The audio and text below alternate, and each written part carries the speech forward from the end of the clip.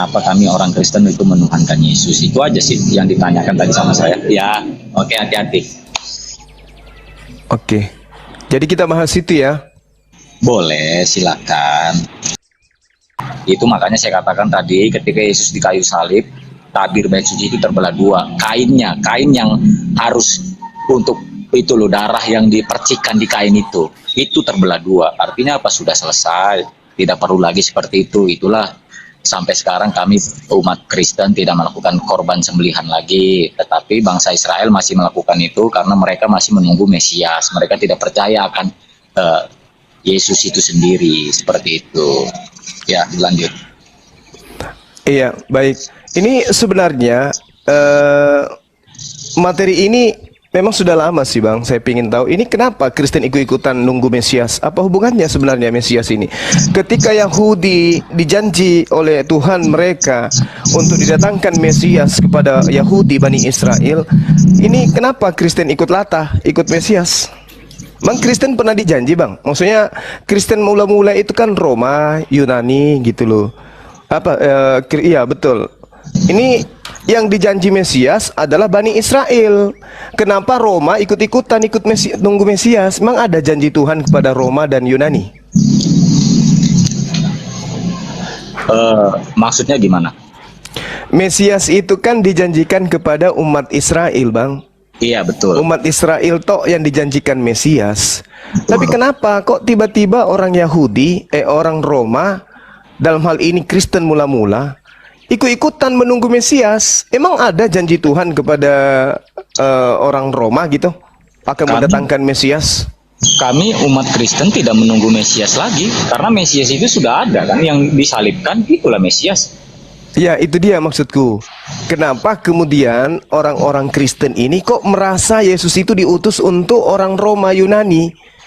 Ini kan Mesias ketika datang itu hanya untuk Yahudi. Artinya Yesus datang untuk Yahudi, dan itu juga Yesus akui di Matius 24. Matius 15 nomor 24, aku diutus hanya kepada domba sesat dari umat Israel. Kalaupun dia datang sebagai korban untuk Bani Israel, kok Kristen ngerasa gitu loh? Itu sudah dijawab di dalam Matius 28 ayat 19 dan 20. Pergilah, jadikanlah semua bangsa menjadi muridku. Itu artinya apa? Semua bangsa menjadi muridku. Artinya apa? Keseluruhan. Keseluruhan. Tapi kalau dilihat, Yesus itu kan berbicara berdasarkan dengan pola firman. Polanya adalah firman yang disampaikan Yesus pada saat dia belum terangkat. Sedangkan Matius 28 itu perkataan yang muncul belakangan Bang. Mana yang betul? Apakah Yesus masih berfirman pada saat dia terangkat ke langit? Kok tiba-tiba muncul ada Matius 28 membantah apa yang Yesus pernah ucapkan di dalam Matius 15. Aku diutus hanya kepada domba yang sesat dari umat Israel. Kok tiba-tiba setelah dia terangkat ke langit ada yang menambahkan data-data itu? Sementara Yesus mengatakan di dalam Yohanes 17:8, segala firman telah aku sampaikan. Kok muncul lagi firman baru gitu loh? Sebenarnya tidak muncul firman baru Bang Juma, tetapi harus diperhatikan konteksnya. Di dalam ayat yang Abang bacakan itu tadi harus diperhatikan konteksnya itu berbicara tentang apa. Nah, lalu harus diperhatikan pasal sebelumnya, ayat sesudahnya. Nah, itu untuk mempelajari Alkitab itu seperti itu. Jadi kita jangan mencuri-curi ayat satu persatu. Sudah kita artikan dengan konsep pola pikir kita sendiri. Salah. Alkitab itu tidak bisa seperti itu. Alkitab itu akan menjawab Alkitab itu sendiri. Nah, jadi untuk menjawab Alkitab itu sendiri harus menggunakan ayat Alkitab itu sendiri. Seperti itu kan. Oke. Justru yang saya lihat ya, seluruh pengajaran para nabi Yahudi, ketetapan mereka itu hanya untuk Yahudi. Kok cuman satu kitab ini, satu ayat Matius 28 nomor 19 ini aja yang membatalkan semua itu? Kok tiba-tiba gitu loh? Yesus berdoa bukan untuk dunia, hanya untuk murid-muridnya. Yesus menyebut orang non-Yahudi yang ikut kepadanya, percaya dirinya adalah Mesias sebagai guguk. Loh kok tiba-tiba hanya dengan Matius 28, 19 semuanya gugur runtuh gitu loh Bang? Anda mengatakan Ya, Anda mengatakan bahwasanya hanya untuk apa? Jangan satu data dicuri katanya. Saya dituduh mencuri. Lah, ajarannya Yahudi, ajarannya Yesus yang hanya untuk Bani Israel justru dirampok masuk ke dalam agama Kristen. Gitu loh. Yesus mengaku untuk Bani Israel. Kita tidak bisa pungkiri itu karena itu pengakuan Yesus sendiri. Kok tiba-tiba ada di ajaran Roma? Kok ada tiba-tiba di ajaran Belanda, Portugis? Ya,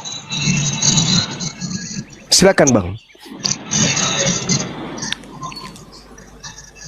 ya nggak apa-apa, sambung aja dulu Bang. Lanjut aja terus, nggak apa-apa. Nanti saya jawab. Iya, itu dia. Jadi pengakuan Nabi Musa alaihissalam hanya untuk Bani Israel. Ya, Yesaya mengukuhkan kemudian kitab-kitabnya Nabi Musa mengukuhkan itu semua. Datang Yesus juga mengaku untuk Bani Israel. Nah, sebelum kemudian muncul Kristen, Yesus berpesan kepada murid-muridnya. Siapa murid-muridnya? Tentu Bani Israel. Romawi tidak ada menjadi pengikut Yesus pada saat itu. Orang-orang Yunani tidak ada menjadi pengikut Yesus pada masa itu. Pada saat Yesus datang berdakwah kepada Bani Israel, muridnya, ke-12 muridnya itu adalah Bani Israel semua. Dan ketika Yesus mengatakan kamu, itu selalu berbicara mengenai Bani Israel tok. Nah, ini yang perlu dipahami. Lalu kemudian pesan Yesus kepada muridnya sebelum dia terangkat, jangan engkau ke bangsa lain. Yesus berpesan kepada ke-12 muridnya, jangan ke bangsa lain. Yesus selalu mendudukkan perkara pengajaran yang dia ajarkan, firman yang dia sampaikan kepada Bani Israel tok. Begitu dia terangkat ke langit, sebelum dia terangkat ke langit, dia berpesan, waspadalah kepada serigala. Pada zaman itu yang dimaksud serigala ada Roma yang sedang menjajah tanah Yerusalem pada masa Yesus. Yang dimaksud serigala itu adalah Romawi, Yunani. Waspadalah kepada serigala yang nyamar seperti domba. Setelah Yesus terangkat, siapa yang datang kemudian? Membasmi murid-muridnya, menganiaya murid-muridnya, lalu menulis surat untuk Roma. Itu siapa? Tiba-tiba muncul ajaran Kristen, mengambil kitabnya Yahudi, menempelkan ke kitab mereka. Maka ada istilah perjanjian lama, perjanjian baru. Ini legalitasnya dari para nabi untuk Roma itu di mana? Jangan para nabi, terlalu berat. Yesus, legalitas Yesus kepada murid-muridnya untuk memberitakan apa yang menjadi firman yang diterimanya untuk Romawi Yunani itu Yesus sampaikan kapan dan di mana itu?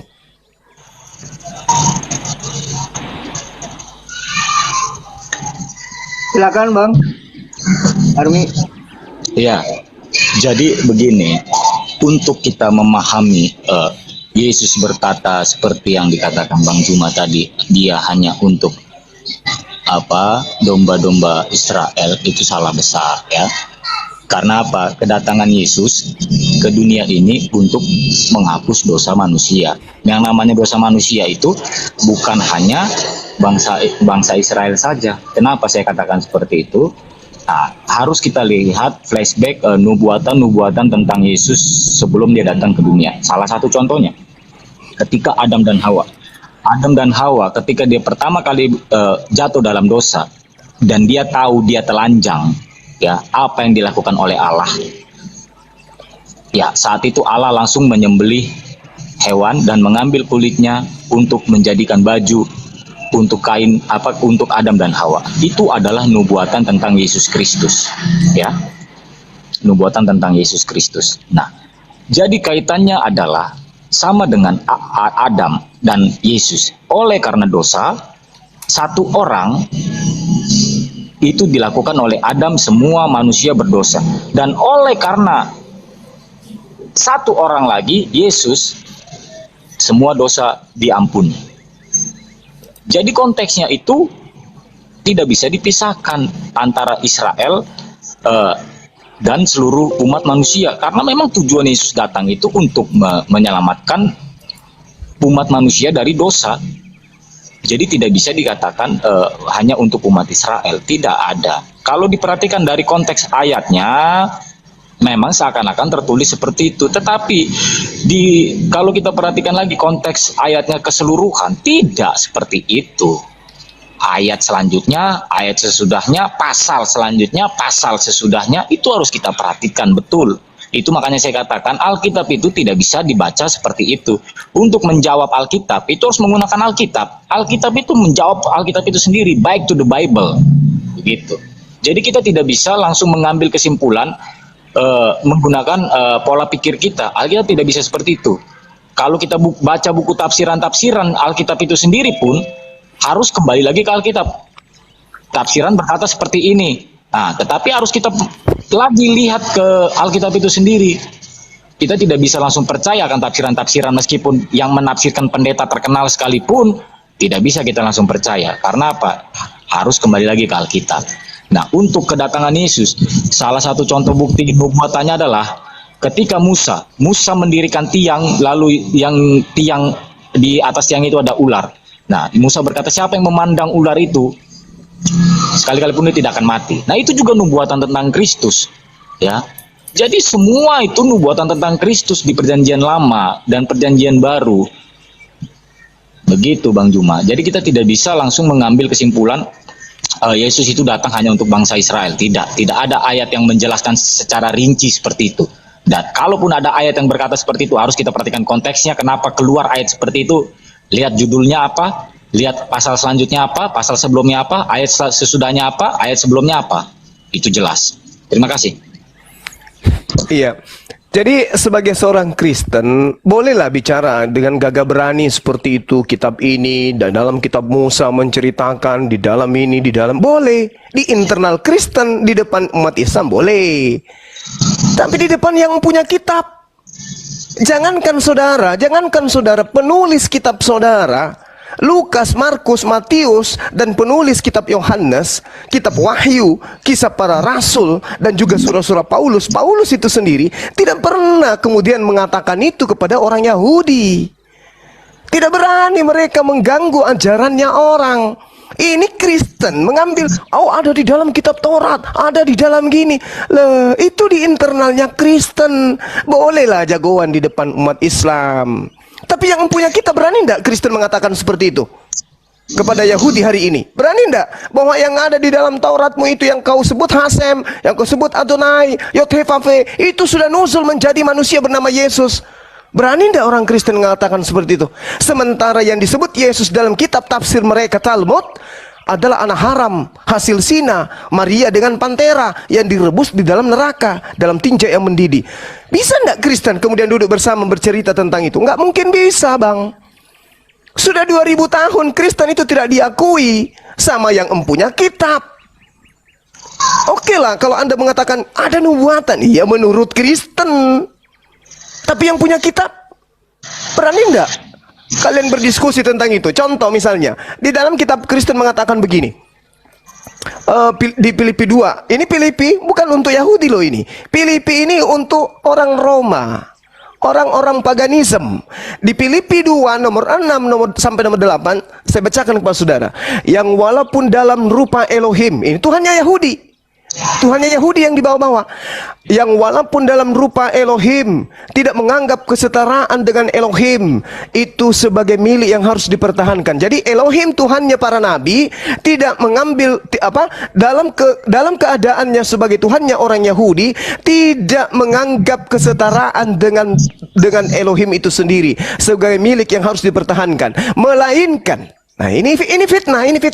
Melainkan Tuhannya Yahudi, yaitu Elohim, mengosongkan dirinya sendiri dan mengambil rupa seorang hamba dan menjadi sama seperti manusia.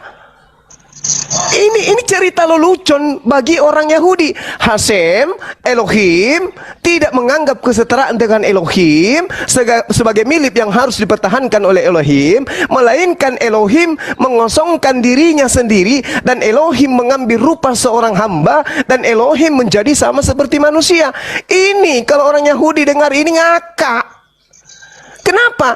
Tuhannya mereka itu tidak bisa menjadi manusia. Loh, ini Elohim menjadi sama dengan manusia, dan dalam keadaannya sebagai manusia, Elohim telah merendahkan dirinya dan taat sampai mati. Waduh, misalkan ada Tuhannya para nabi menjadi manusia, lalu taat, lalu mati. Ini ajaran yang sembunyi-sembunyi diajarkan kepada Romawi Yunani. Romawi pada saat itu memang beragama, berkeyakinan, kepercayaan nenek moyang mereka, dewa Zeus nusul menjadi manusia, dibunuh oleh manusia. Maka ajaran ini sembunyi-sembunyi diajarkan Paulus untuk mereka. Makanya di dalam Galatia 1 nomor 16 nomor 17, aku diutus untuk Romawi Yunani, aku diutus untuk orang-orang yang tidak bersunat. Petrus diutus untuk orang-orang yang bersunat. Makanya ajarannya Paulus bukan untuk Romawi, Yahudi, tetapi untuk orang Romawi. Ini Tuhannya Nabi Musa difitnah oleh Paulus. Tuhannya Nabi Musa mengosongkan dirinya, menjadi setara dengan manusia, lalu tidak mempertahankan keelohiannya, lalu kemudian dia mengosongkan dirinya, lalu dia menjadi hamba, menjadi seperti manusia, dan dalam keadaannya seperti manusia, Elohim telah merendahkan dirinya, dan Elohim taat sampai mati. Ini apa ini? Pantas saja 2000 tahun lamanya Kristen tidak pernah dianggap di Yerusalem, di Israel. Karena ajarannya mereka ini, mohon maaf bang, ini ajaran apa ini? Pencipta langit dan bumi kok nusul menjadi makhluk? Ini ajaran apa ini? Makanya susah orang Kristen itu mau menjajakan agamanya yang tidak rasional ini, susah. Kecuali di internal Kristen. Tapi kalau di Yahudi dan di Islam itu tidak masuk akal, tidak rasional. Pencipta langit dan bumi mengosongkan dirinya menjadi setara dengan manusia, lalu apa? Taat kepada siapa? Entah.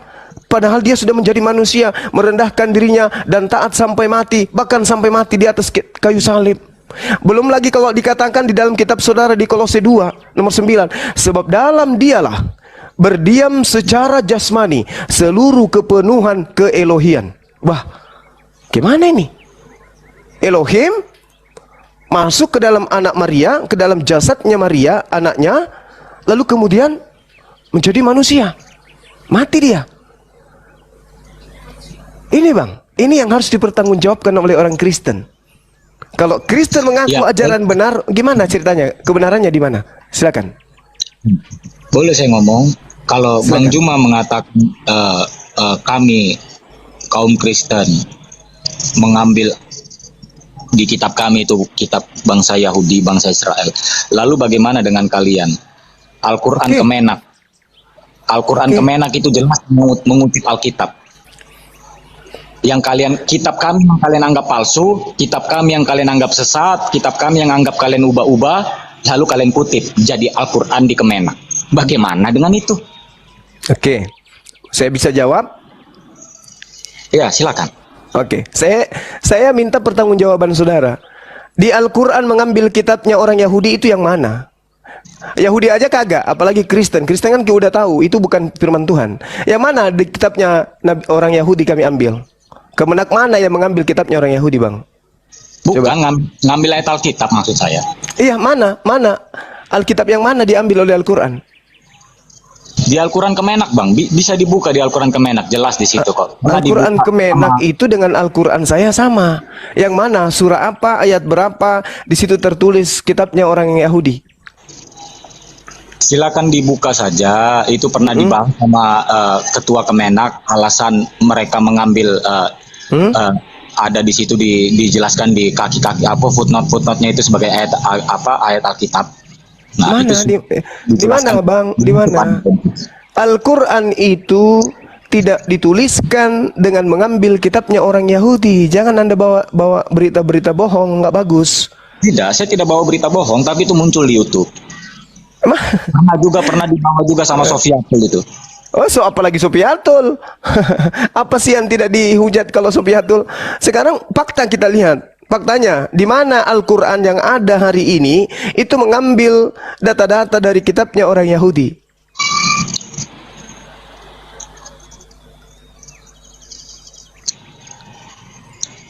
Sekarang begini Bang Juma. Saya cuma mau menjelaskan secara simpel saja ya. Silakan. Secara simpel yang bisa sangat mudah dimengerti. Baik di kalangan pihak yang hadir di room ini maupun yang nonton di bawah. Sekarang begini. Baik, silakan. Murid-murid Yesus itu hadir bersama-sama dengan Yesus. yang menjelaskan tentang ketuhanan Yesus. Ya. Mereka merasakan perjalanan bersama Yesus, makan, minum bersama, melayani bersama, ya. Setelah Yesus mati, 500 tahun kemudian atau 600 tahun kemudian, muncullah seorang nabi, yaitu Muhammad. Lalu menolak tentang ketuhanan Yesus. Nah, sedangkan yang muncul duluan itu adalah Yesus. Yang merasakan perjalanan bersama-sama dengan Yesus adalah para murid yang menjelaskan secara detail apa yang terjadi, apa yang Yesus lakukan, itu tertulis di kitabnya. Baik itu Matius, Markus, Lukas, Yohanes. Dan para rasul-rasul yang lain seperti Paulus. Ya. Lalu muncul seseorang yang tidak pernah merasakan hidup bersama Yesus, tidak pernah makan, minum, tidur bersama Yesus, lalu menceritakan alur cerita yang berbeda. Sekarang kalau itu ada di posisi kalian atau yang hadir di sini, yang saya mau tanyakan adalah selama Bang Juma selama Bang Juma sekolah, 1 tambah 1, baik Abang Juma di sekolah di SD, SMP, SMA, 1 tambah 1 adalah hasilnya 2. Lalu muncullah pengajaran yang baru. 1 tambah 1 adalah hasilnya 10. Mana yang harus kalian percaya? 1 tambah 1 adalah 2 atau 10? Seperti itulah contoh sederhananya. Kami lebih meyakini kitab kami karena apa? Kitab kami itu ditulis langsung oleh saksi mata. Matius, Markus, Lukas, Yohanes hidup bersama-sama dengan Yesus, merasakan apa yang Yesus rasakan, jalan bersama Yesus, bahkan Yesus mati pun dia melihat. Jelas kami lebih percaya saksi mata. Seperti itu. Kenapa kami menolak pengajaran-pengajaran di luar kekristenan? Karena sudah jelas di Alkitab dinyatakan, terkutuklah orang jika dia menambahkan atau mengubah ayat firman Tuhan. Itu jelas dikatakan di Alkitab kami. Jika muncul pengajaran-pengajaran baru, pengajaran-pengajaran sesat, guru-guru palsu, guru-guru sesat, itu sudah dinubuatkan di dalam Alkitab. Jelas sudah ada. Dan kitab 2 Petrus juga menjelaskan yang guru-guru palsu itu adalah yang menolak tentang kematian Yesus. Nah, jadi siapa guru-guru palsu itu? Yang menolak tentang kematian Yesus. Kami percaya tentang kematian Yesus karena ceritanya jelas di dalam Alkitab. Jadi guru-guru palsu itu adalah yang menolak kematian Yesus. Seperti itu tertulis jelas di Alkitab. Kenapa kami lebih percaya Alkitab? Ya karena yang menulis itu saksi mata, begitu loh. Contoh sederhananya seperti itu. Makanya saya bilang tadi, selama kita sekolah 1 tambah 1 adalah 2, muncul ajaran baru 1 tambah 1 adalah 10, tentu kita buang itu mentah-mentah. 1 tambah 1 adalah 10, karena selama saya sekolah 1 tambah 1 adalah 2. Begitupun juga dengan Alkitab. Seperti itu aja, terima kasih. Oke, baik. Semangatnya saya hargai, Bang. Saya menghargai semangat saudara saya ini dalam bernarasi, ya. Membahas Al-Quranul Karim, menolak Islam karena jaraknya di abad ke-7 gitu ya, jauh gitu. Tetapi Anda lupa bahwa kami punya Allah, kami punya Tuhan yang maha melihat dan maha menyaksikan. Kami tidak mengandalkan manusia. Kalau Anda kan mengandalkan Lukas, mengandalkan Paulus, itu andalan Anda kan? Kami andalannya adalah Allah. Allah itu maha melihat keadaan yang sesungguhnya. Allah itu maha mendengar keadaan yang sebenarnya.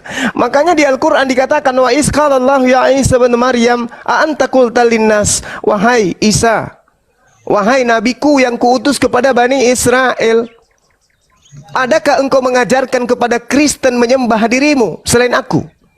Apa kata Nabi Isa, Nabi yang datang kepada Bani Israel itu? Subhanaka ma yakunu li an aqula ma laysa li bihaqqa. Maha suci engkau ya Allah, aku tidak pernah mengatakan apa yang bukan hakku untuk aku katakan. Lalu apa kata Nabi Isa? In kuntu qultu faqad alimtah. Jika aku pernah mengatakan itu, bahwa sembahlah aku, akulah Tuhan, tentulah engkau telah mengetahuinya. Ta'lamu ma fi nafsi engkau mengetahui apa yang ada pada diriku. Wala a'lamu fi nafsi, tetapi aku tidak mengetahui apa yang ada padamu. Sungguh engkau mengetahui apa yang gaib. Innaka anta 'allamul ghuyub. Yang mengabarkan ke kami ini adalah Allah yang maha melihat dan maha mendengarkan. Anda mengandalkan Lukas. Oke, sekarang saya tanya kepada saudara. Tadi Anda mengatakan yang menulis kitab kami adalah yang makan bersama, yang bertemu dengan Yesus, yang hidup sesama. Tolong tunjukkan di mana Yesus bertemu Lukas. Silakan.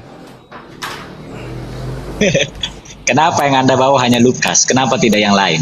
Kenapa Oh, tidak yang Lukas yang menceritakan kisah para rasul. Lukas yang menceritakan langit terbelah lalu melihat Yesus duduk di sebelah kanan Bapa. Apa mungkin Bapa bisa dilihat? Apa mungkin surga bisa dilihat dari bumi? Sekarang saya tanya, tunggu. Sekarang tolong jawab saya. Kalau Anda percaya kepada kitab saudara karena sesama dengan Yesus, satu, tunjukkan di mana Yesus pernah bergaul bersama Lukas. Jangan Anda mengatakan, Lukas, tidak usah. Ada yang menulis, aku melihat Yesus bersama dengan Lukas, lagi makan, lagi minum. Itu di mana tertulis? Satu. Itu satu. Yang kedua yang harus Anda pahami, ada atau ya satu aja dulu, berat kali ini. Silakan. Ya, jadi kalau Bang Juma katakan kami mengandalkan kekuatan manusia, itu salah besar. Karena apa? Karena kitab kami itu memang ditulis oleh tangan manusia. Tetapi ini Bang, pertanyaan saya, saudaraku, Anda kan mengatakan, bagaimana mungkin saya percaya kepada Al-Quran yang dituliskan abad kelima? Saya percaya kepada kitab yang dituliskan bersama orang-orang yang makan bersama dengan Yesus. Sekarang tunjukkan, buktikan. Lukas sesama dengan Yesus dan Lukas pernah bertemu dengan Yesus. Silakan. Supaya Anda tahu, mempertanggungjawabkan perkataan saudara bahwa memang penulis kitab Lukas itu adalah murid langsung Yesus dan memang mereka pernah bertemu. Silakan. Di mana itu tertulis?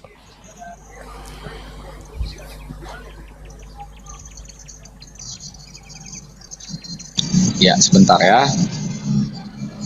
Ya Bang, silakan. Ini yang Kristen masih saya sendiri. Maksudnya Ya, biar bentar, tidak ya saya naikin lagi sebentar, tapi belum datang. Ada Bang Handi. enggak. Maksud saya kalau saya lagi mencari ayat bisa disambung dulu sama yang lain gitu maksudnya. Jadi tidak buang-buang waktu untuk menunggu saya.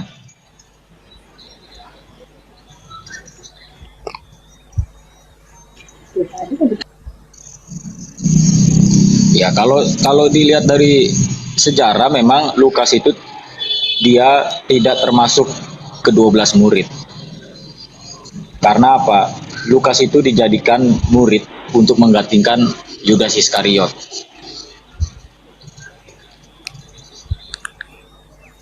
Tetapi yang harus kita pahami adalah bukan masalah Lukas itu siapa, bukan masalah penulisnya itu siapa, tetapi ilham dari Roh Kudus lah yang menjadikan Lukas untuk menulis kitab Lukas. Bung, saya katakan kepada saudara, Al-Quran menjelaskan di sini jelas bahwa yang menyaksikan keadaan itu adalah Allah. Innaka anta 'allamul ghuyub. Lalu terkait dengan keadaan kitab saudara diterangkan di dalam Al-Quranul Karim bahwa penulis kitab saudara hanya berangan-angan dan menduga-duga. Apakah itu betul? Silakan Anda buktikan. Apakah Yesus pernah bertemu dengan Lukas? Di dalam catatan Yohanes yang Anda sebut sebagai penulis kitab saudara, diterangkan di sana bahwasanya Yesus mengaku segala firman yang engkau berikan telah aku sampaikan kepada mereka. Makanya di awal tadi saya mengatakan kepada saudara, kitab-kitab saudara ini bukan untuk Yahudi. Kitab-kitab saudara ini untuk Romawi dan Yunani. Makanya muncul pertanyaan bahwa kenapa ada kitabnya orang Yahudi nempel di kitab saudara, sementara kitab Yahudi untuk Yahudi, Yesus untuk Yahudi. Makanya penulis kitab saudara itu tidak pernah nyambung dengan Yesus. Kenapa? Sejatinya kitab saudara itu bukan firman. Itu catatan-catatan orang-orang yang diberikan kepada Roma. Dan pada saat konsili diloloskan menjadi sebuah kitab. untuk dijadikan sebagai rujukan beragama oleh kekaisaran. Kalau Anda lihat bagaimana dengan Injil Apokripa, bagaimana dengan Injil Filipus, bagaimana dengan Injil Barnabas, bagaimana dengan catatan Thomas, Maria dan seterusnya. Orang-orang ini adalah orang dekat-dekat Yesus semuanya. Kenapa tidak diloloskan? Kenapa hanya 4 kitab kanonik ini yang diloloskan? Karena berkesesuaian dengan agama, keyakinan, kepercayaan Romawi turun-temurun dari nenek moyang mereka. Percaya dewa Horus, percaya dewa Zeus, nuzul menjadi manusia. Makanya hari ini orang Kristen masih Natalan 25 Desember, ibadah hari Minggu. Karena itu adalah budaya-budaya nenek moyang Roma. Makanya saya katakan dari Anda, ini kitabnya Yahudi hanya untuk Yahudi. Ketika Tuhannya Yahudi diajarkan mengosongkan diri, menjadi rupa manusia, taat menjadi seperti manusia, taat sampai mati. Ini kita ditertawakan sama orang Yahudi. Kok bisa-bisanya pencipta langit dan bumi mati? Menjadi manusia Yesus. Padahal ada 2 mata rantai pengajaran. Yesus mengajarkan apa tentang dirinya? Pasti bertentangan dengan agama Anda. Di dalam Yohanes 5 nomor 36 Yesus mengatakan apa? Ada kesaksianku yang lebih penting dari kesaksian Yohanes Pembaptis. Kalau saya boleh menambahkan di dalam kurung, kesaksian bapak-bapak gereja, kesaksian paus-paus Vatikan, kesaksian bapak-bapak pastor, kesaksian para Kristen-Kristen. Ada kesaksianku yang lebih penting dari kesaksian-kesaksian mereka itu. Apa itu?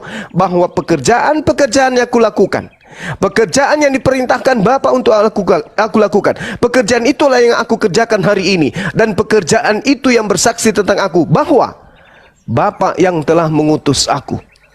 Artinya kesaksian Yesus tentang dirinya, ini kesaksian Yesus loh, nggak bisa dibantah oleh siapapun, karena Yesus yang bersaksi tentang dirinya. Kesaksian Yesus terkait mujizat yang dilakukan, kekuatan yang dia punya, mujizat yang dilakukan, tanda-tanda yang dia punya, itu bersaksi bahwa dia hanyalah utusan Bapa, utusan Elohim. Itu kesaksian Yesus. Selesai di situ. Itu kesaksian untuk Bani Israel muridnya. Sampai kepada Romawi Yunani berubah. Yesus adalah Tuhan yang datang dalam rupa manusia, mampu bermukjizat, mampu ini, mampu ini. Romawi tepuk tangan. Oh, dewa kita datang dalam rupa manusia bernama Yesua HaMashiach. Bisa nggak namanya diganti menjadi dewa kita, Zeus? Bisa. Akhirnya lama-lama Zeus jadi Yesus, masuk ke Indonesia menjadi Yesus. Ajarannya berbeda. Maka muncul pengajaran, kalau Yesus itu benar-benar untuk Roma, untuk Yunani, untuk Belanda, untuk Batak, untuk siapa? Orang Toraja, orang Manado, orang Ambon, orang Papua, NTT. Kalau Yesus untuk mereka-mereka yang saya sebutkan ini, maka tentu ada legitimasi dari kitabnya orang Yahudi. Tapi tidak ada. Kosong pemberitaan. Tentu Lukas, Matius, Markus, surah-surah Paulus dituliskan untuk orang Yahudi juga. Kenapa? Karena catatan-catatan ini, kitab-kitab perjanjian baru milik Kristen ini adalah kitab pembaharu dari kitabnya orang Yahudi. Sejatinya kitab pembaharu untuk orang Yahudi juga. Tapi kenapa tidak? Kenapa kitab Kristen yang pembaharu kitab perjanjian baru ini tidak diperuntukkan untuk Yahudi? Kenapa? Karena sejatinya ini adalah kitab hanya untuk penyusup, bukan untuk kebenaran. Bukan untuk kebenaran. Berbeda dengan Al-Quran, Bung. Al-Quran memang untuk orang Yahudi juga, tapi orang Yahudi yang tidak mau menerima apa yang dikatakan oleh Al-Quran. Ya ahlal kitab, qad ja'akum rasuluna yubayyinu lakum. Wahai ahli kitab, wahai pemilik Taurat, pemilik Zabur, pemilik Injil, Bani Israel, telah datang Nabi kami kepadamu, yaitu baginda Rasulullah Muhammad SAW, untuk mengajarkan kamu kepada keselamatan. Maka datanglah kepadanya. Di situ ada Al-Quran, di situ ada Islam. Ini seruan Al-Quran. Nah sekarang mana seruan Paulus? Wahai Bani Israel, telah datang kepadaku wahyu dari Roh Kudus, mengajarkan kalian untuk meninggalkan hukum Taurat. Sekarang adalah perjanjian baru. Disebutlah Roma, Filipi, Kolose, Galatia dan seterusnya. Mana? Nggak ada.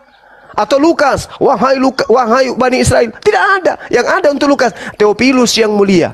Nggak ada. Beda dengan Al-Quran. Al-Quran menyuruh mereka, wahai Bani Israel, qad ja'akum rasuluna yubayyinu lakum, telah datang Al-Quran untukmu,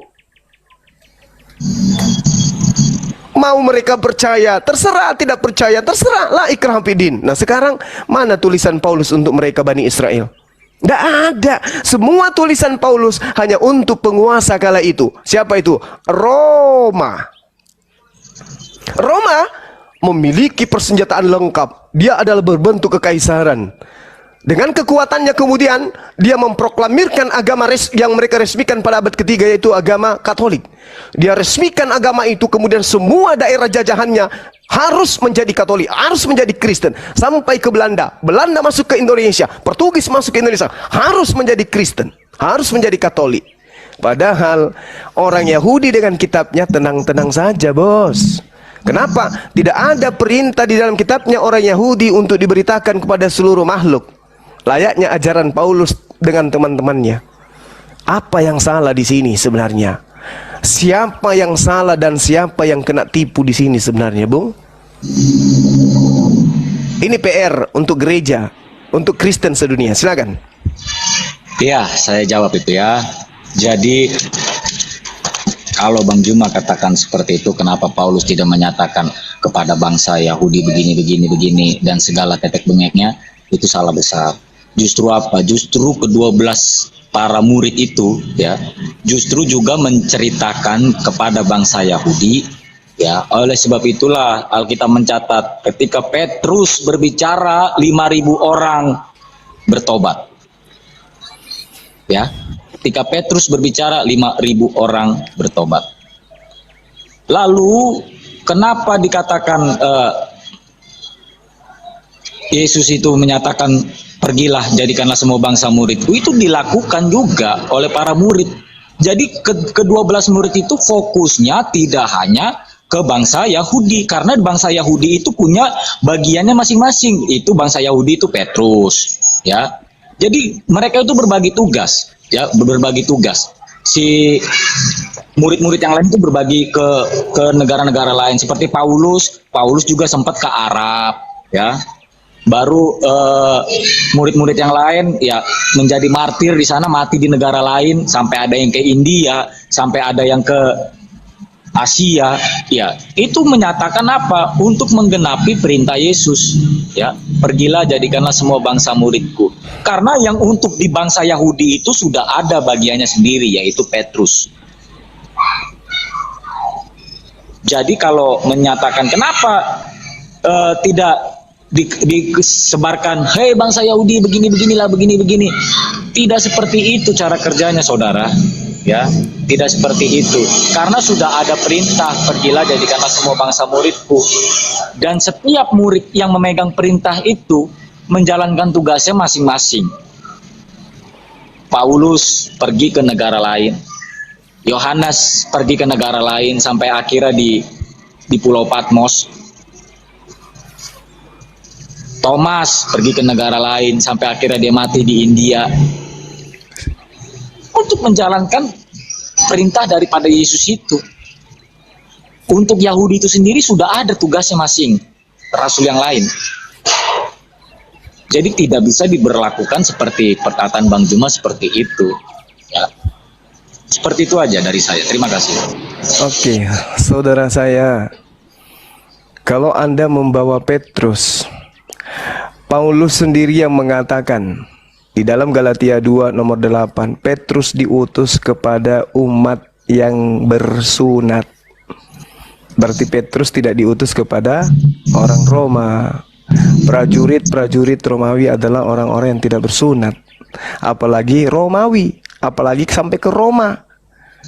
Petrus itu diutus hanya kepada domba, kepada Bani Yakub. Di dalam Matius 10 nomor 5 nomor 6, Yesus berpesan kepada ke-12 muridnya agar jangan ke bangsa lain. Paulus mengatakan bahwa saya Petrus hanya untuk Yahudi. Di mana tertulis? Galatia 2 nomor 8.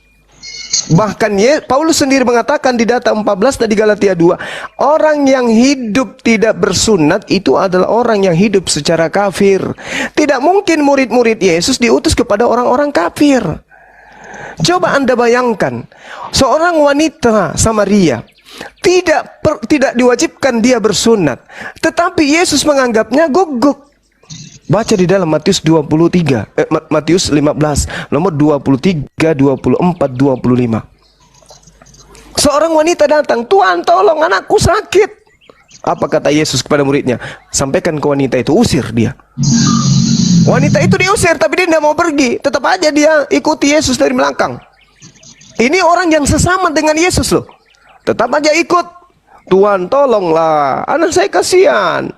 Apa kata Yesus? "Ibu, tidak patut roti yang disediakan untuk anak-anak Israel diberikan kepada guguk." Ini orang yang sesama Yesus loh. Apa kata wanita itu? "Benar Tuhan, tetapi bukankah," itu dengarkan, "tetapi bukankah guguk makan remah-remah yang jatuh dari meja tuannya?" Apa kata Yesus? Betul. Berarti Yesus membenarkan wanita non-Yahudi itu sebagai guguk, sebagai pemakan sampah, yang makan sampah yang jatuh dari meja tuannya. Kalau orang yang sama-sama Yesus bertemu langsung nih, ketemu langsung, percaya kepada Yesus, dikatakan guguk, lalu bagaimana dengan Anda? Ya, saya Itu jawab. satu. Sabar, itu satu. Kemudian Yesus mengatakan kepada Petrus untuk mendirikan jemaatnya. Jemaat Petrus sudah pasti bukan orang yang tidak bersunat. Kenapa? Di dalam Yesaya 52 nomor 1, najis orang-orang yang tidak bersunat masuk ke Yerusalem. Yehezkiel 44 nomor 9, najis haram hukumnya orang-orang yang tidak bersunat masuk ke bait suci.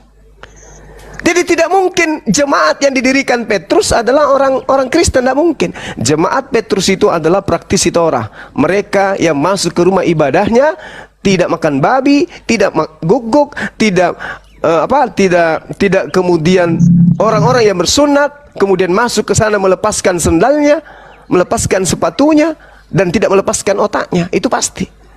Seperti itu, Bang. Jadi kalau orang sesama Yesus aja disebut guguk, ya ini yang saya katakan di awal.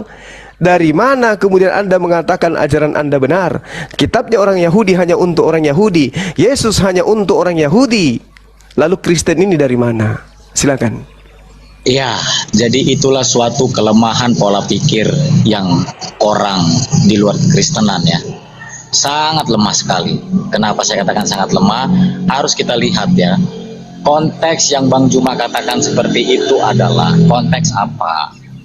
Jadi jangan langsung mengambil pola pikir seperti itu, menganggap perempuan itu diperlakukan seperti anjing. Itu adalah konteks apa? Yesus itu sering berbicara melalui konteks-konteks apa, bahasa-bahasa memang seperti itu ya. Itu perumpamaan-perumpamaan. Ya, nabi-nabi itu sering berbicara melalui perumpamaan-perumpamaan. Perbanyak perkataan-perkataan Yesus tentang perumpamaan-perumpamaan, anak yang hilang, ya, tentang perumpamaan-perumpamaan yang lain-lainnya. Itu adalah tentang perumpamaan, yaitu berbicara tentang iman. Ya. Itu berbicara tentang iman. Jadi, ya itu pola pikir seperti itu sangat lemah sekali, ya. Makanya saya katakan untuk membaca ayat Alkitab itu tidak bisa menggunakan pola pikir sembarangan. Alkitab itu akan menjawab Alkitab itu sendiri. Ya. Kalau konteks seperti itu berbicara tentang perumpamaan. Artinya apa? Artinya sama seperti Yesus ketika dia berbicara dengan perempuan Samaria. Ya. Itu konteksnya sama. Itu berbicara tentang perumpamaan. Memang Yesus itu sering berbicara melalui perumpamaan-perumpamaan. Jadi bukan berarti langsung mengambil kesimpulan kami langsung dianggap umat-umat di luar Yahudi itu seperti guguk. Salah besar. Salah besar. Jadi itulah pelajaran yang harus kalian ambil untuk menjawab untuk mengambil ayat Alkitab itu. Jangan mencuri satu ayat lalu menggunakan dengan pola pikir sendiri, karena Alkitab tidak bisa ditafsirkan secara harafiah seperti itu. Ya, Alkitab itu adalah buku yang sangat luar biasa bagi kami, ya, karena Alkitab itu akan menjawab ayat Alkitab itu sendiri. Back to the Bible, itu sangat jelas. Dan lalu masalah yang kedua tadi masalah Petrus, ya, masalah Petrus. Ya, saya katakan tadi kan Petrus itu diutus untuk bangsa Yahudi, bukan bangsa Romawi. Ya, Petrus diutus untuk melayani bangsa Yahudi. Makanya saya katakan tadi, ketika Petrus berbicara khotbah dia pertama kali, 5.000 orang bertobat. Ya, jadi sudah sangat jelas. Petrus itu memang diutus untuk bangsa Yahudi. Makanya saya katakan tadi, setiap para murid itu memiliki tugasnya masing-masing. Bangsa Yahudi itu sudah ada yang pegang, bangsa-bangsa yang lain itu dipegang oleh rasul-rasul yang lain. Seperti itu aja, sangat simpel untuk saya jawab. Terima kasih. Iya, jadi kalau Anda mengatakan saya salah mencuri data, saya katakan justru agama Anda yang mencuri kitabnya orang Yahudi, dan Anda belum menyelesaikan itu, saudaraku. Oke, Anda belum menyelesaikan tugas Anda. Kitabnya orang Yahudi itu hanya untuk Bani Israel. Kenapa Anda nempel di kitab saudara? Ya, itu saya ya, jawabannya apa?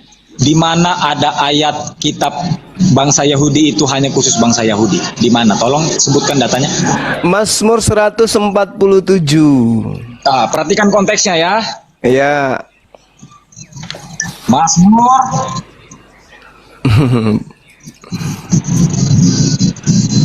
Mazmur berapa? Lah, kok baru tanya tadi katanya sudah paham konteks, baru mau tahu. Enggak, biar saya bantah maksudnya. Mazmur berapa? Gitu. 147, Bang. 147 ayat. Siap. Satu perikop aja. Biar tahu. Iya. Heeh. Judulnya adalah kekuasaan dan kemurahan Tuhan. Seperti Siap. itu. Oke. Nah, silakan. Jadi, kitab Mazmur, ya, ini saya perlu mengajarkan. Kitab Mazmur adalah kitab puji-pujian. Amsal adalah kitab-kitab puisi. Mazmur juga adalah tahu. Itu kitabnya orang Yahudi, tahu. Itu bukan kitabnya Kristen, Pak. Silakan. Yahudi. Ya. Lalu kitabnya siapa? Kitab Mazmur itu adalah kitab pujian-pujian. Iya, tapi punya Yahudi. Gitu loh.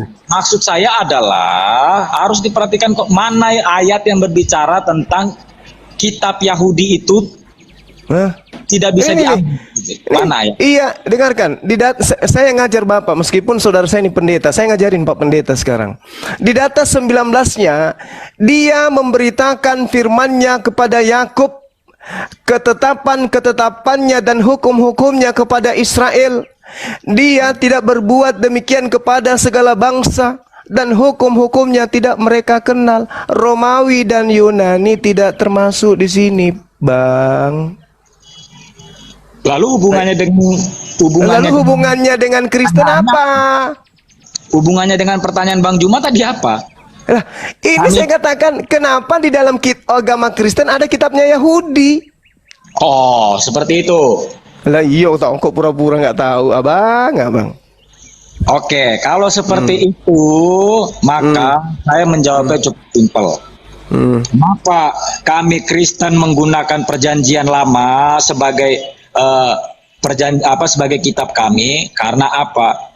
Ketika Yesus datang, ya, Yesus juga mengambil ayat-ayat dari Perjanjian Lama sebagai cerita tentang nubuatan. Ya, kenapa kami menjadikan kitab Perjanjian Lama itu sebagai kitab kami? Karena apa? Karena di dalam Perjanjian Lama juga tertulis menceritakan tentang nubuatan Yesus, menceritakan tentang nabi-nabi yang dibawa oleh Yesus, menceritakan tentang nubuatan-nubuatan kelahiran Yesus, kematian Yesus, dan kebangkitan Yesus.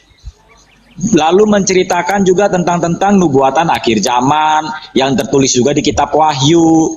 Nah, jadi kitab Perjanjian Lama itu saling terhubung dengan Perjanjian Baru. Nah, berarti apa? Berarti sudah sepantasnya lah kita mengambil kitab itu, bukan secara langsung kami mencuri kitab Yahudi. Tidak, itu bukan secara fasih tentang kitabnya Yahudi. Tidak, Alkitab tidak mencatat seperti itu. Tetapi apa? Tetapi Yesus pun mengambil sendiri ketika Yesus masih sebelum dia terjun ke dunia 3,5 tahun pelayanannya, ya, Yesus juga, dan sebelum dia terjun ke dunia pelayanan selama 3,5 tahun, dan ketika dia sedang di dunia pelayanannya selama 3,5 tahun, ketika Yesus berbicara di bait suci, Ya, dia juga mengambil ayat-ayat di Perjanjian Lama, di kitab Talmud, di kitab Perjanjian Lama. Ya. Jadi sudah sepantasnya lah kitab yang sama pun kami ambil, kami jadikan satu dengan Perjanjian Baru, karena Perjanjian Lama dengan Perjanjian Baru itu satu. Ayat Perjanjian Lama itu juga diambil dari Perjanjian Baru. Berbicara tentang juga di Perjanjian Baru. Apa yang diajarkan Yesus di Perjanjian Baru, apa yang dinubuatkan tentang Yesus juga ada di Perjanjian Lama dan digenapi di Perjanjian Baru. Seperti itu aja. Jadi bukan kami mengambil kitab Yahudi, tidak ada ayat tertulis kami orang Kristen mengambil kitab Yahudi lalu menjadikannya sebuah kitab. Tidak ada seperti itu. Terima kasih. Aduh, saudaraku ini. Jadi gini loh. Anda tadi mencari mana datanya bahwa hukum Taurat itu hanya untuk Bani Israel. Kutunjukkan data. Ia memberitakan firman-Nya kepada Yakub. Yakub. Berarti setelah Yakub apa? Taurat, Zabur, Injil.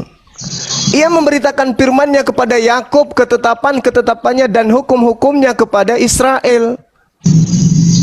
Dia tidak berbuat demikian kepada segala bangsa. Dan hukum-hukumnya tidak mereka kenal. Ini coba dipikirkan dulu ini. Bapak adalah saudara saya ini adalah seorang tokoh di gereja. Ini pikirkan ini. Hukum-hukumnya hanya untuk Israel, ketetapannya untuk Bani Israel. Dan kalau Anda membaca Ulangan 30 nomor 4, di situ sangat jelas dikatakan bahwasanya itu adalah hak milik keturunan Yakub. Lalu Anda siapa? Kristen ini siapa? Musa telah memerintahkan hukum Taurat kepada kita. Kita di sini siapa? Salam satu Tuhan. Roma, Yunani, Batak, Toraja, NTT, Timur Leste. Musa telah memerintahkan hukum Taurat kepada kita, suatu milik bagi jemaat Yakub. Ini miliknya orang, Bang. Jangan diambil. Ini punya agamanya, orang punya. Di dalam bahasa Ibrani disebut Morasa. Morasa itu spesial untuk mereka keturunan Yakub. Ini Kristen dari mana munculnya? Kok tiba-tiba ngambil kitabnya orang? Anda mengatakan Yesus itu juga mengambil. Lah, Yesus keturunan Yakub. Yesus Bani Israel.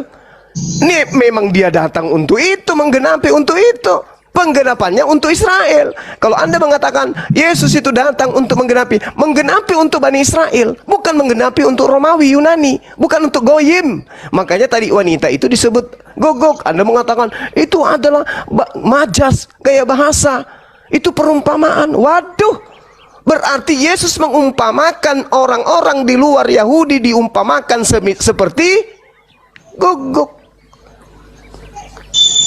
Kita tidak bisa mengelak. Ini fakta. Kitabnya agama Yahudi hanya untuk Yahudi.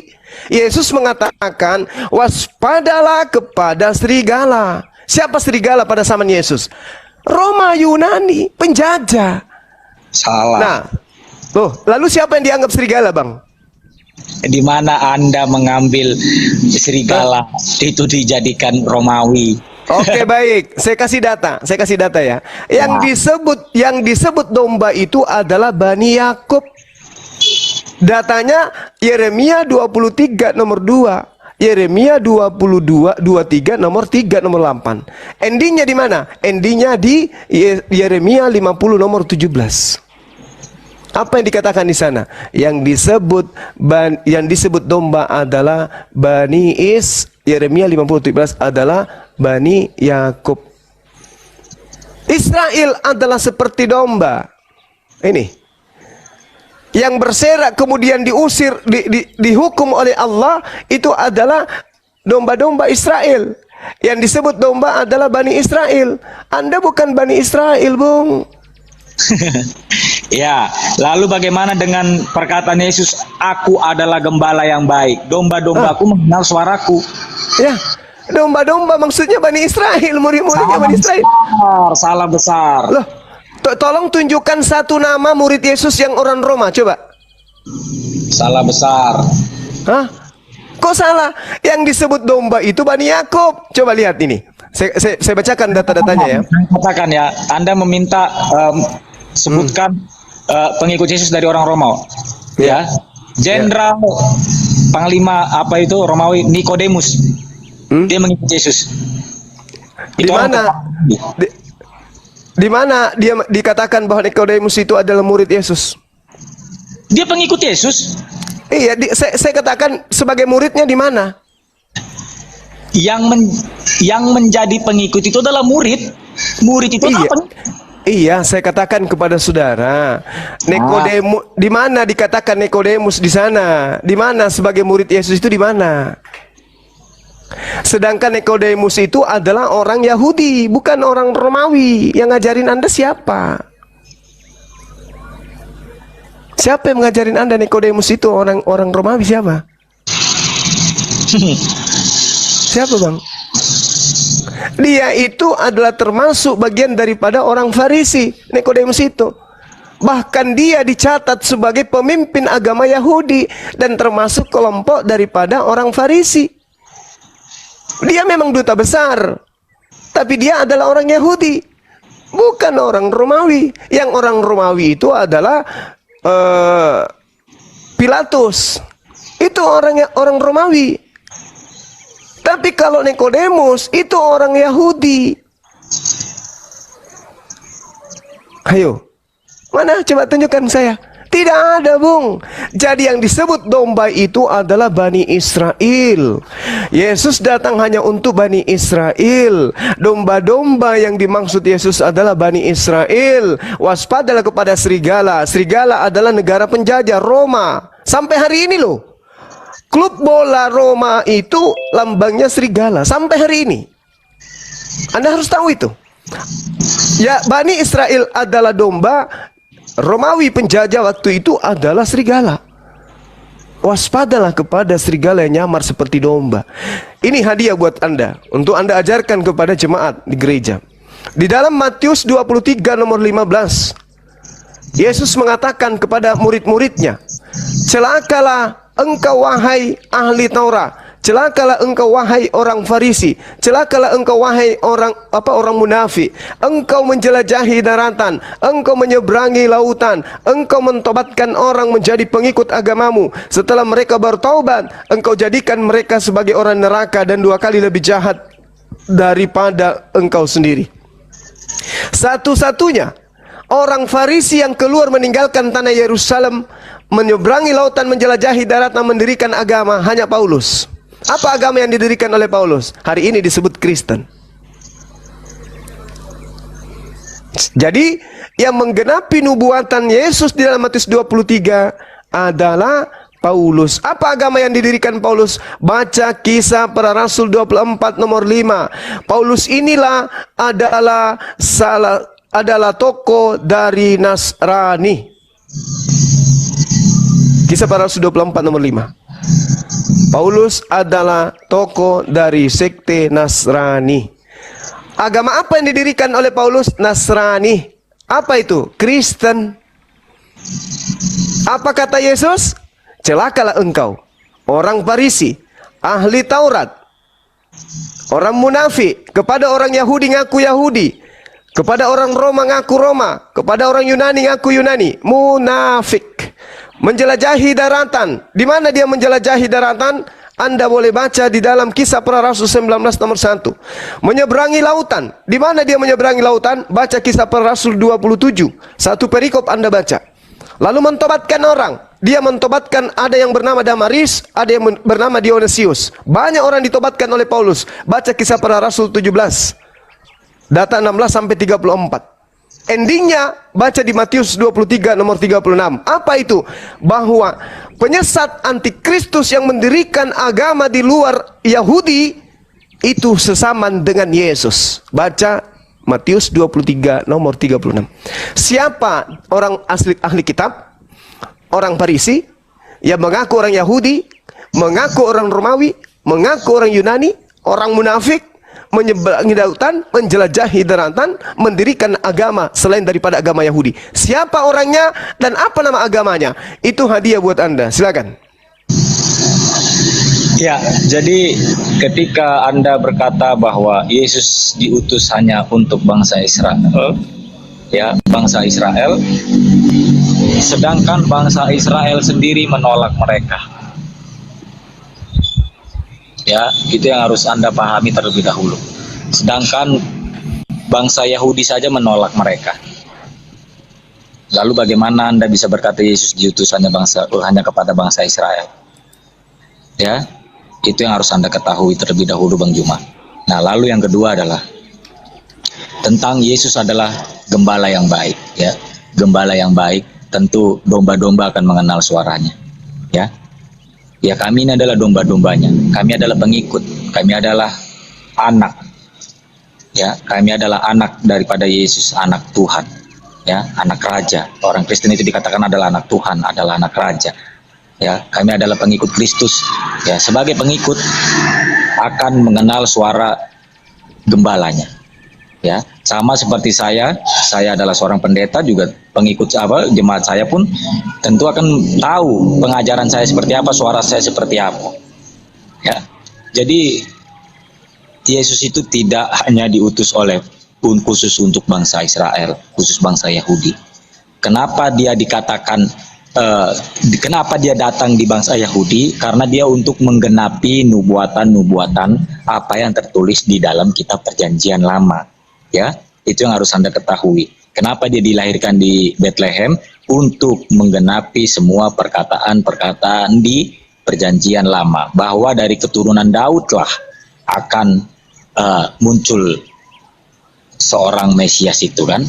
Nah, ya itulah dari keturunan Daud. Yesus adalah keturunan Daud. Oleh sebab itulah dia dilahirkan di Bethlehem. Tapi bukan berarti dia hanya dikhususkan untuk bangsa Israel, sedangkan bangsa Israel sendiri saja menolak dia sangat keras. Itulah dikatakan sebagai nubuatan-nubuatan di Perjanjian Lama, seorang nabi akan tertolak di tempat kelahirannya sendiri. Ya, sama seperti nabi-nabi yang lain tertolak di tempat kelahirannya sendiri. Tidak usah jauh-jauh, Musa sekalipun bangsa Israel menolak Musa, ya. Banyak yang menolak Musa sehingga bangsa Israel berani membangun patung dari emas yang berbentuk berbentuk lembu, dijadikan sesembahan buat mereka, ya. Itu untuk menggenapi nubuatan-nubuatan di Perjanjian Lama. Itulah makanya Yesus juga berkata seorang nabi akan tertolak di tempat kelahirannya sendiri. Sama seperti Yesus pun tertolak di tempat kelahirannya sendiri. Ya, jadi apa? Oleh sebab itulah Yesus menyuruh semua para rasul untuk menyebarkan berita Injil ke bangsa-bangsa yang lain. Karena apa? Karena kami ini orang Kristen adalah ranting-ranting dari satu pokok pohon anggur, yaitu Yesus adalah pokok anggur kami, dan kami ini adalah ranting-rantingnya. Seperti itu dia, pemirsa. Terima kasih. Oke, Bung. Saya rada-rada ini mendengarkan penjelasan saudara saya ini, ya. Anda kemudian menarasikan diri Anda sebagai domba. Anda bukan Bani Israel. Anda nyamar-nyamar sebagai Bani Israel. Itu bagi saya, kalau orang sudah tahu data, itu memalukan, Bung. Bagaimana mungkin kemudian ketika Anda menarasikan orang-orang Yahudi menolak Yesus, Al-Quran mengatakan memang seperti itu. Setiap datang Nabi kepada mereka pasti diolok-olok. Yesus datang diolok-olok lagi. Lalu puncak pengolok-olokan Yesus terhadap pengelolaan Yahudi terhadap Yesus, dilantiknya Yesus menjadi Tuhan. Itu puncaknya tuh. Yesus dilantik menjadi Tuhan. Diajarkan kepada agama lain, kepada bangsa lain. Bangsa lain menerima ajaran itu. Berketepatan dengan Roma memang mengajarkan dewa-dewa nuzul menjadi manusia. Coba Anda lihat di Hezkiel 5. Beginilah firman Tuhan Elohim, inilah Yerusalem di tengah-tengah bangsa kutempatkan dia, dan sekelilingnya ada negeri-negeri mereka. Ia sudah memberontak terhadap peraturan-peraturanku lebih jahat daripada bangsa-bangsa, dan terhadap ketetapan-ketetapanku lebih jahat dari negeri-negeri yang ada di sekitarnya. Karena mereka menolak peraturanku, dan kelakuannya tidak selaras dengan ketetapan-ketetapanku. Sebab itu, beginilah firman Elohim, oleh karena engkau lebih jahat daripada bangsa-bangsa yang ada di sekitarmu, dan keluhanmu tidak selaras dengan ketetapan-ketetapanku. Engkau tidak melakukan peraturanku, bahkan engkau melakukan peraturan-peraturan bangsa yang ada di sekelilingmu. Sebab itu beginilah firman Tuhan, lihat, aku sendiri akan menjadi lawanmu. Aku akan menjatuhkan hukuman kepadamu di hadapan bangsa-bangsa, oleh karena segala perbuatanmu yang keji yang kuperbuat terhadapmu, dan belum pernah kuperbuat kepada bangsa lain. Sebab itu di tengah-tengahmu, ayah-ayah akan makan anaknya, anak-anak akan makan ayahnya, dan aku akan menjatuhkan hukuman kepadamu. Sedang semua masih tinggal lagi daripadamu, akan kuhamburkan ke semua penjuru. Sebab itu demi aku yang hidup, demikianlah firman Tuhan Elohim, sesungguhnya oleh karena engkau menajiskan tempat kudusku dengan segala dewamu yang menjijikkan dan dengan segala perbuatanmu yang keji, aku sendiri akan meruntuhkan engkau, wahai Yerusalem. Aku tidak akan merasa sayang dan tidak akan kenal belas kasihan. Sepertiga daripadamu aku matikan kena penyakit sampar, mati kelaparan di tengah-tengahmu. Sepertiga akan tewas dimakan pedang di sekitarmu, dan sepertiga lagi akan kuhamburkan ke semua mata angin, dan aku akan menghunus pedang dari belakang mereka. Aku akan melampiaskan murkaku. Jadi tidak mungkin kemudian Tuhan murka sebesar ini, tiba-tiba muncul dia datang menjadi Tuhan, jadi manusia, dibunuh oleh manusia yang sudah dikutuknya sedemikian rupa. Nggak mungkin. Ini Tuhan murkanya minta ampun kepada Yerusalem. Ini sepertiga daripadamu akan mati kena sampar dan mati kelaparan di tengah-tengahmu. Sepertiga lagi akan tewas dimakan pedang di sekitarmu, dan sepertiga lagi akan kuhamburkan ke semua mata angin, dan aku akan menghunus pedang dari belakang mereka. Aku akan melampiaskan murkaku kepada mereka, sehingga hatiku yang panas tenang kembali, dan aku merasa puas, dan mereka akan mengetahui bahwa akulah Tuhan yang mengatakannya di dalam cemburuku. Tatkala aku melampiaskan amarahku kepada mereka, aku akan membuat engkau menjadi reruntuhan dan buat celaan di antara bangsa-bangsa yang ada di sekitarmu di hadapan mereka daripadamu. Engkau akan menjadi buat celaan dan cercaan, menjadi peringatan suatu kengerian bagi bangsa-bangsa yang ada di sekitarmu. Tatkala aku menjatuhkan hukuman kepadamu dalam kemurkaan dan kemarahanku, di dalam pengajaran-pengajaran kemarahanku. Aku Tuhan yang mengatakannya. Ini Tuhan bersumpah ini untuk Yerusalem. Tiba-tiba dalam kemarahannya dia keluar dari rahim. Mati lagi, dibunuh oleh manusia untuk menebus dosa-dosa orang. Aduh, ini apa namanya ini, Bang? Ini apa? Tiba-tiba dengan kasihnya dia datang menjadi manusia. Ingat di Filipi 2 tadi, Filipi 2 nomor 7 nomor 8. Elohim mengosongkan dirinya, tidak menganggap diri, tidak mempertahankan ketuhanannya, melainkan mengosongkan dirinya, mengambil rupa hamba, menjadi sama seperti manusia. Dalam keadaannya manusia, dia taat sampai mati di atas tiang salib. Ini apa ajaran kayak begini? Tuhan murka semurka-murkanya, tiba-tiba dia datang untuk menjadi manusia, lalu kemudian dia meninggalkan ketuhanannya, menjadi kosong sama seperti manusia, lalu taat lagi dia sampai mati. Apa ini? Ini apa ini? Ajaran yang begitu bertentangan antara ajaran Tuhan kepada Bani Israel dengan ajaran Kristen terhadap Tuhannya Bani Israel. Makanya saya katakan, dari mana kitabnya orang Yahudi ini kok bisa nempel di agama Kristen?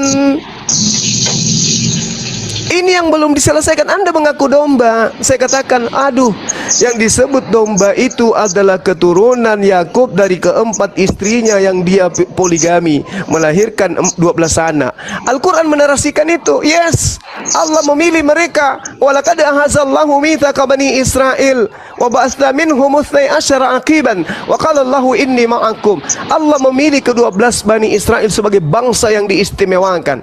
Nabi Musa dipilih sebagai manusia yang dilebihkan pada masanya. Lalu Allah mengatakan, inni ma'akum, wahai Bani Israel, aku pencipta langit dan bumi bersama dengan kalian. Bersama dengan kalian. Dari Mesir, dari Fir'aun dibebaskan, dari penindasan dibebaskan, diberikan tanah yang dijanjikan diberikan, semua kemegahan, kemudahan diberikan kepada mereka, dimanja dan dimanja. Tetapi mereka selalu ingkar kepada Allah.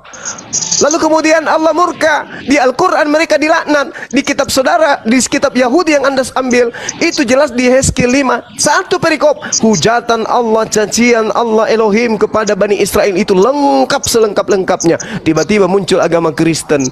Tuhannya Yahudi menjadi manusia, mati dibunuh oleh orang Romawi, lalu bangkit di dalam Roma 14:9. Sebab itulah Tuhan Elohim mati untuk bangkit kembali menjadi Tuhan. Ini ajaran apa ini? Ajaran Kristen. Makanya Kristen, Bung, sudah 2000 tahun tidak pernah tak satu tempat ibadah dengan Yahudi. Karena menurut Kristen, menurut Yahudi, Kristen ini adalah ajaran pagan. Ajaran pagan. Orang Yahudi tidak ada satupun dari mereka yang datang ke Indonesia mengajarkan Kristen, mengajarkan Katolik, mengajarkan Protestan, gak ada. Kenapa? Mereka sadar agama mereka bukan agama syiar. Agama mereka hanya untuk keturunan daripada Yakub. Jadi percuma mereka mengajarkan kepada orang lain, kecuali kepada Bani Yakub, Bani mereka, ada keturunan mereka, baru mereka ajarkan. Biar Anda bertetangga serumah sekalipun, Anda tidak akan diajarkan oleh mereka tentang Taurat. Tidak akan. Kenapa? Karena mereka paham Tauratnya hanya untuk keturunan Yakub. Kalian bukan keturunan Yakub. Anda sekolah sama orang Yahudi, satu kamar ngekos, sampai kerja, sampai beranak cucu, bahkan sampai meninggal, dia tidak akan pernah mengajarkan Anda Taurat. Kenapa? Mereka paham Taurat itu hanya untuk yang punya darah Yakub. Kristen Roma Yunani, agama Kristen di Indonesia itu asalnya dari Roma, dari Yunani, nyebrang ke Belanda, Belanda masuk ke Indonesia, nyebrang ke Portugis, Portugis masuk ke Indonesia. Nenek moyang saudara-saudaraku menganut ajaran mereka, padahal endingnya hanya dari Roma, bukan dari Yahudi. Murid Yesus tidak ada yang mengajarkan menyembah kepada Yesus. Demikian.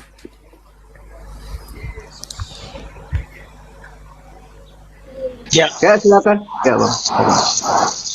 Alam Ya. Yosua, lanjut. Kristen itu pertama kali muncul itu di Antioquia, ya.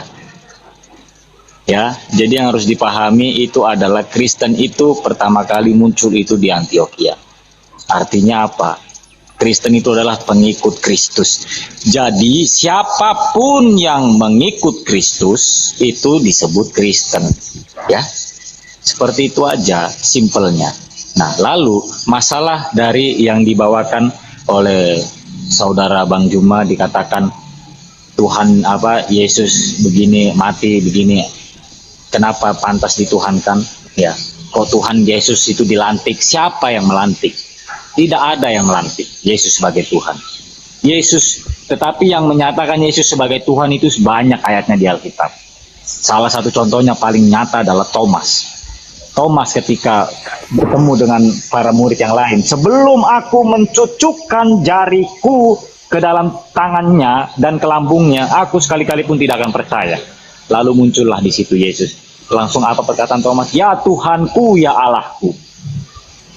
Ya, jadi itu adalah bukti yang nyata. Lalu perkataan yang paling jelas adalah perkataan dari Rasul Yohanes di kitab Wahyu. Itu sudah sangat jelas. Yesus sendiri juga menyatakan dirinya di dalam kitab Wahyu. Aku adalah Alfa dan Omega, yang awal dan yang akhir. Jadi Yesus itu tidak pernah menyatakan untuk kepada murid-muridnya, lantiklah aku sebagai Tuhan. Hahaha, itu salah besar. Kalau Anda mengambil konsili Nicea atau konsili-konsili apapun itu yang menuhankan Yesus, oh itu hanya itu yang kalian jadikan senjata untuk menyerang ketuhanan Yesus. Tidak bisa seperti itu, saudara. Ya, tidak bisa seperti itu. Mereka juga ketika konsili-konsili itu tidak melantik Yesus sebagai Tuhan kok. Tidak ada perkataan di situ melantik Yesus sebagai Tuhan. Ya, jadi Yesus dinyatakan sebagai Tuhan itu banyak ayatnya di Alkitab. Ya, banyak ayatnya di Alkitab. Lalu yang menyatakan Yesus adalah Tuhan juga jelas ya, ketika Yesus berbicara di dalam Yohanes 14 itu. Aku dan Bapa adalah satu. Saya katakan Yesus itu Tuhan Anda, oke, tapi bukan Tuhannya Yahudi. Bukan Tuhannya Yahudi. Yang bermasalah kitabnya Yahudi Anda ambil, kemudian Anda punya Tuhan sendiri. Ini yang bermasalah ini. Kenapa Anda tidak menuhankan Tuhannya Yahudi aja? Kalau memang Anda merasa Anda adalah domba, silakan aja jadi domba. Tapi Tuhannya Yahudi dong yang Anda sembah, jangan Tuhannya Roma. Jangan Tuhan lantikan mereka. Anda mengatakan tidak dilantik. Di dalam Roma 14 nomor 9, tadi saya sudah mengatakan kepada saudara. Apa yang dikatakan di sana? Yesus, untuk itulah Yesus mati. Untuk itulah Yesus mati, supaya dibangkitkan agar menjadi Tuhan. Apa itu? Sebelumnya Yesus bukan Tuhan, dia adalah manusia. 2 Yohanes 1 nomor 7. Antikristus itu adalah mereka yang tidak mengimani Yesus datang sebagai manusia. Yesus datang sebagai manusia, bukan datang sebagai Tuhan. Lalu kapan dia Tuhan? Setelah dilantik oleh Paulus. Di mana pelantikannya? Pada saat dia mati dan bangkit untuk menjadi Tuhan. Ini data, Bung, di dalam kitab Anda sendiri. Anda seorang pendeta, diajarin sama apologet Islam. Kan lucu. Kemudian ketika Anda bernarasi, bukti Yesus itu Tuhan, ada di dalam kitab Wahyu. Sekali lagi saya katakan kepada saudara, Yesus tidak mengenal kitabnya Kristen.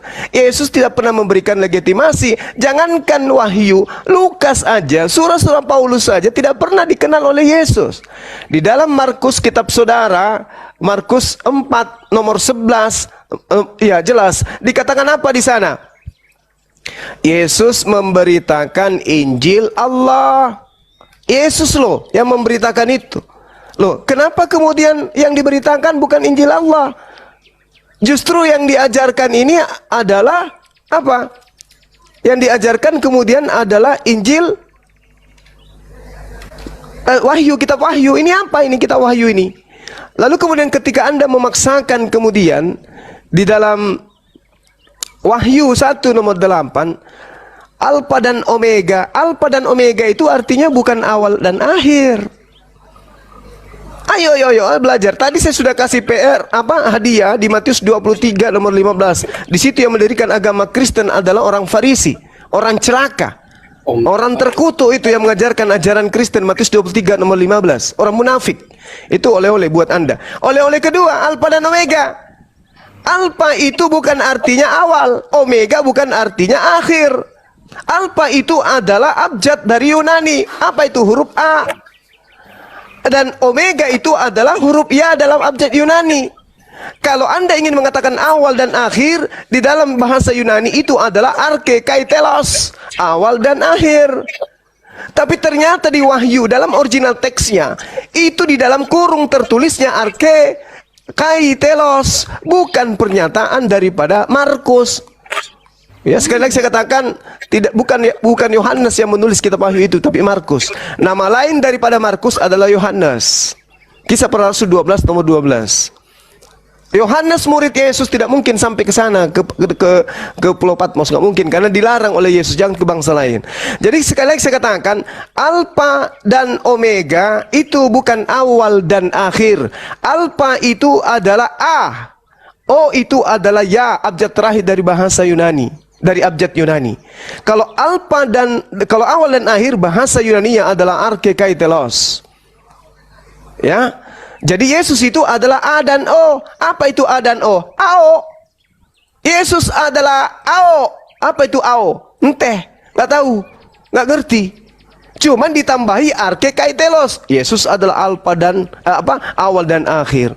Wah, ini penambahan di original teks. Sudahnya dia itu bukan sabda Yesus, sudahlah itu bukan firman Tuhan, ditambah lagi pesisipan, ada lagi dalam kurungnya arke kai telos. Jadi, saudaraku, ini kita edukasi aja. Kenapa kami mengatasnamakan diri kami sebagai apologet? Karena kami membela imannya Kristus, imannya Yesus yang dipelesetkan oleh Roma dan Yunani sampai ke Nusantara dan diimani oleh saudara-saudara. Itu yang perlu saudara pahami. Silakan. Saya menjawab, Anda sangat salah besar kalau tadi berkata tidak mungkin Yohanes itu sampai di Pulau Patmos. Apa datanya? Data sejarah itu tidak bisa dibohongi, saudara. Ya, data sejarah itu tidak bisa dibohongi. Di Pulau Patmos itu data sejarahnya ada, Yohanes pernah di sana. Jadi kalau berbicara itu jangan memframing, ya, jangan memframing sehingga kenyataan yang ada di Alkitab itu tidak seperti apa yang tertulis ya. Kalau berbicara fakta-data sejarah itu memang Yohanes itu memang dibuang ke Pulau Patmos, itu sangat jelas ya, data sejarahnya ada. Ya itu aja dari saya. Terima kasih. Oke, coba Anda lihat di dalam Yohanes 21.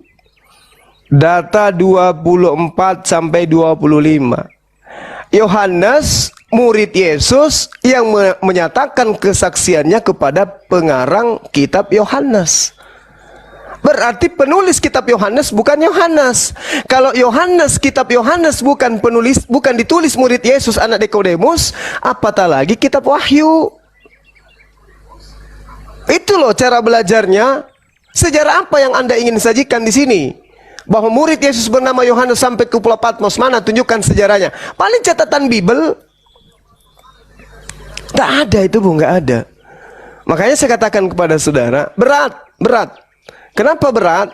Karena sejatinya ajaran Kristen ini bukan ajaran Yesus. Anda mengatakan yang disebut Kristen itu adalah murid Yesus. Bukan. Murid Yesus itu tidak sampai ke Antioquia selain Barnabas. Itu pun Barnabas memanggil Saulus, menurut cerita kisah para rasul kita tidak tahu kebenarannya karena itu catatan Lukas. Lukas siapa? Lukas asistennya Paulus. Jadi semua serba abu-abu, tidak ada kebenaran absolut di situ, tidak ada. Lukas menceritakan Barnabas bersama dengan Saulus sampai ke Antioquia. Di sana mereka melakukan bertentangan karena Paulus mengajarkan yang berbeda dengan yang diajarkan oleh Yesus. Nah, yang pertama kali disebut sebagai murid di sana adalah orang-orang yang menjadi pengikut Paulus. Dan murid-murid ini setelah setahun bersama Paulus disebutlah Kristen.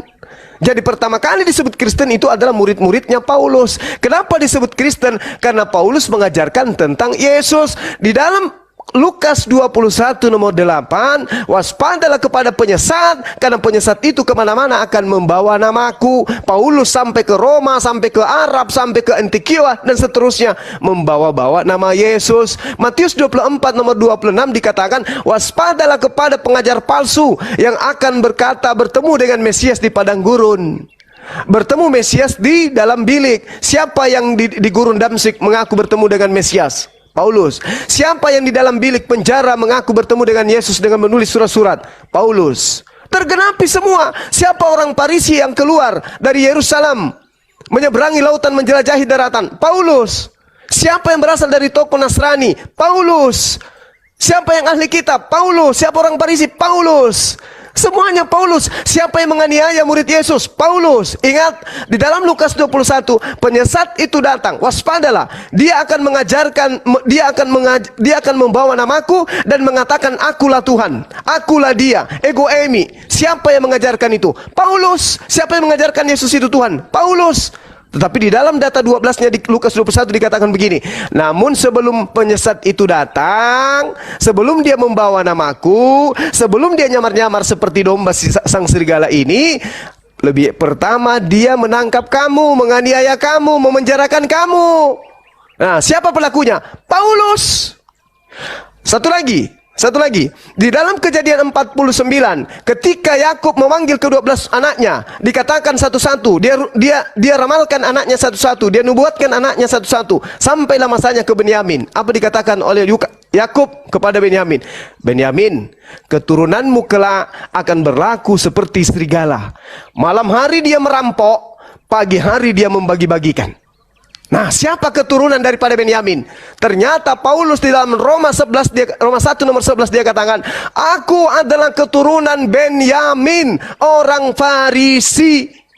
Apa yang terjadi? Apakah nubuatan Yakub terhadap keturunannya betul? Betul. Paulus mencuri ajaran Romawi, ajaran Yahudi, mengambil kitabnya orang Yahudi, lalu kemudian dijajakan kepada Romawi dan Yunani. Sah. Anda tidak bisa lolos dari situ. Anda tidak bisa lolos. Semua nubuatan perjanjian lama, perjanjian baru tentang penyesat, serigala yang nyamar seperti domba jatuh ke Paulus. Mau kemana lagi Anda? Nggak ada. Makanya susah Anda itu untuk mencari korelasi benang merah antara orang Yahudi dan Kristen, susah. Karena satu ajaran serigala, satu ajaran domba, nggak nyambung dia. Hanya orang Islam yang awamnya bisa dibodoh-bodohi oleh Kristen.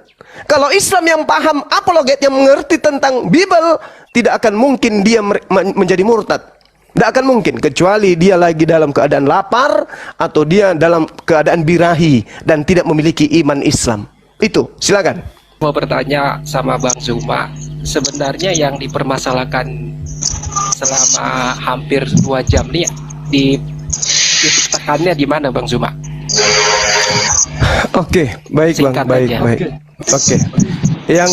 Yang sedang kita bahas ini, Bang, kitab yang datang kepada para nabi dari keturunan Yakub itu adalah sesuatu yang diwahyukan oleh Elohim hanya untuk Bani Israel tok. Kenapa tiba-tiba muncul di agama Kristen? Kristen mula-mula yaitu Roma, kitabnya orang Yahudi nempel di kitabnya mereka. Itu yang jadi permasalahan, Bang. Silakan. Oh gitu. Jadi gini ya, ada riwayat di dalam kitab suci kami tuh. Kenapa kita orang-orang Goyim itu sekarang menggunakan kitab Tanakh, para nabi, Mazmur dan Zabur, kan kayak gitu persoalannya. Jadi memang kita itu mengikuti apa yang ada yang telah dilakukan oleh Tuhan kita Yesus Kristus. Ketika Tuhan Yesus Kristus berada di Galilea, di sinagoge, dia masuk lalu diberikan gulungan kitab Nabi Yesaya, dari situ dibacakan. Lalu kita lanjut lagi bahwa sesungguhnya orang-orang Kristen berpisah dengan orang-orang Yahudi itu tahun 135 sebelum Bait Allah itu diruntuhkan oleh tentara Roma tahun 70. Antara Kristen Rabinik dengan Kristen yang percaya kepada Tuhan Yesus, kita sama-sama ibadah. Itu bisa kita lihat ketika Rasul Petrus, Yohanes, dan ketika Rabi Saul ketika habis pelayanan ke kota-kota di sekitaran Efesus, dia balik membawa persembahan dan memberikan nazarnya di dalam Bait Allah gitu. Jadi waktu Bait Allah itu ada, orang Kristen, orang Yahudi sama ibadahnya, kitab sucinya sama, dari kitab Kejadian sampai kitab Maleakhi itu yang dipegang. Makanya kami mewarisi tradisi suci itu, kami pakai semuanya apa yang telah dilakukan oleh para rasul, terlebih khusus yang dilakukan oleh Tuhan kami Yesus Kristus menggunakan kitab-kitab perjanjian lama, ya kita lanjutkan. Karena di dalam perjanjian lama itu terisi banyak sekali menceritakan tentang Tuhan yang akan menyelamatkan manusia, seperti itu. Kayak gitu, Bang. Oke, sebelum ke teman yang lain, terima kasih atas sanggahan ya saudara saya Camore. Jadi gini, ya, gini Bang, data yang Anda sajikan itu adalah klaim sepihak. Kenapa saya katakan klaim sepihak? Kita tidak perlu, tidak usah mengambil data eksternal. Data-data yang Anda genggam setiap saat aja dulu. Di dalam Kisah Para Rasul 21, data 28, hai orang-orang Israel, tolong, inilah orang-orang yang dimana-mana mengajar semua orang untuk menentang bangsa kita dan menentang hukum Taurat dan tempat ini. Dan sekarang ia membawa orang-orang Yunani pula ke dalam Bait Allah dan menajiskan tempat suci ini. Dan setelah hari siang, orang-orang Yahudi mengadakan komplotan dan bersumpah dengan mengutuk diri bahwa mereka tidak akan makan dan minum sebelum mereka membunuh Paulus. Ya, itu ya, oke, sabar dulu, sabar Bang. Sabar. Biar enak, biar jangan saya kan ngomong. Saya belum sampai kepada poinnya padahal, Bang. Saya udah dapat. Maksudnya ini bukan poinnya, itu cuman pengantar. Itu cuman pengantar, sabar dulu, sabar. Jadi kalau Anda mengatakan kami berpisah di abad kedua, itu mustahil. Kenapa? Orang Yahudi haram hukumnya memasukkan orang-orang yang tidak bersunat ke bait suci mereka. Haram hukumnya. Haram, gak boleh. Yesaya, Yeskel 44 nomor 9, orang yang tidak bersunat haram hukumnya masuk ke dalam bait suci. Nggak boleh. Ya, benar. Nggak boleh, itu nggak boleh. Itu perintah di dalam kitabnya orang. Lalu kemudian Paulus sendiri mengaku di dalam Galatia 2 nomor 14 bahwasanya orang-orang tidak bersunat adalah orang yang hidup secara kafir dan dia tidak boleh kemudian makan bersama dengan orang-orang Yahudi. Ya, benar. Bagaimana mungkin Anda mengatakan satu tempat ibadah? Nggak mungkin. Orang Yahudi tidak mungkin masuk bersama dengan orang-orang yang tidak yang tidak tahir. Mereka ada orang-orang tahir, Bang. Mereka orang yang masuk ke tempat ibadah, mereka melepaskan sendal, mereka wudu, mencuci tangan, mencuci muka, mencuci kaki, lalu kemudian mereka masuk ke dalam tefila, tidak melakukan prosesi yang dilakukan oleh gereja. Nah, mungkin tempat ibadah saudara adalah perkumpulan orang-orang tidak bersunat dan pemakan babi. Mereka tidak, haram hukumnya masa satu tempat ibadah. Jadi itu cerita yang diceritakan sepihak. Tidak diceritakan di tempatnya orang Yahudi. Silakan. Sudah, oke. Terima kasih ya. Jadi teman-teman semuanya yang ada di Komal ini, saya khusus untuk mungkin ada teman-teman saya yang Kristen di bawah, mereka supaya bisa paham. Ya, apa yang dinarasikan, yang direwayatkan oleh Bang Zuma itu benar ada di kitab suci. Namun kebenaran yang diungkapkan oleh Bang Zuma itu merupakan fitnah yang dikeluarkan oleh orang-orang pada zaman Rabi Saul itu. Mereka memfitnah agar Rabi Saul ini bisa dibunuh. Karena betul kata Bang Zuma, tidaklah boleh orang yang tidak bersunat itu berada di dalam bait Allah. Tidak bisa itu nggak bisa, itu nggak dibenarkan. Bang Zuma pada poin itu benar, tetapi Bang Zuma melupakan satu hal, bahwa sesungguhnya ungkapan itu yang berkata Rabi Saul telah membawa orang-orang Yunani yang tidak bersunat itu masuk ke dalam bait Allah. Nah, itu merupakan fitnah yang pada zaman itu. Saya bukan mengatakan Bang Zuma sedang memfitnah, bukan. Orang pada zaman Rabi Saul itu, ya seperti itu jawabannya. Oke, lanjut Bang Zuma. Iya, saudara, Anda membawa Rabi Saul. Yang diceritakan ingin dibunuh ini adalah Paulus. Iya, Bang Zuma gini. Rabi Saul itu merupakan nama keyahudiannya. Saul itu nama keyunaniannya. Paulus itu nama kewarganegaraan Romawinya. Oke, gitu ya. Jadi saya pikir nabi kecilnya orang Yahudi. Ya, Saulus yang Anda maksud Saul. Jadi gini. Saul. Ya, jadi sebentar. Rabi Saul itu merupakan nama keyahudiannya dari suku Benyamin. Oke. Lalu nama Saulus itu Paulus. Nama Yunaninya Bang Zuma. Oke, sudah. Lalu Paulus itu nama kewarganegaraan Romawinya. Jadi pada zaman itu memang satu orang bisa memiliki beberapa nama dan bisa juga memiliki kewarganegaraan ganda. Oke, dilanjutkan Bang Zuma. Ini kenapa Anda mengatakan ini fitnah? Yang saya katakan fitnah itu bukan Bang Zuma fitnah. Oke, sudah clear ya. Tapi yang memfitnah orang pada saat itu, Paulus ketika dia sedang menyelesaikan nazarnya, dia harus membayar nazarnya ke dalam bait Allah karena mereka melihat Rabi Saul ini adalah orang yang patut untuk dibunuh karena Rabi Saul telah menyangkali menyangkali ajaran Musa dan bukan menyangkali, mengajarkan tentang Yesus Kristus. Makanya orang-orang yang ada di bait Allah itu menggunakan orang-orang di sekitar itu yang bukan daripada kaum imam itu memfitnah mereka. Oke, kayak gitu ya Bang Zuma riwayatnya ya. Kalau Bang Zuma nggak fitnah, Ya, memfitnah orang-orang yang ada di sana. Kalau saya mengatakan itu bukan fitnah. Sekarang gini, menurut saudara, apakah orang-orang Yunani ini orang bersunat? Oke, gini ya. Orang Yunani pada saat itu tidak masuk ke dalam bait Allah. Itu sudah tidak masuk. Lalu yang Anda sebutkan tadi itu beribadah bersama-sama dengan orang Yahudi di mana? Yang di mana maksudnya gimana? Anda kan mengatakan kami berpisah dengan Yahudi.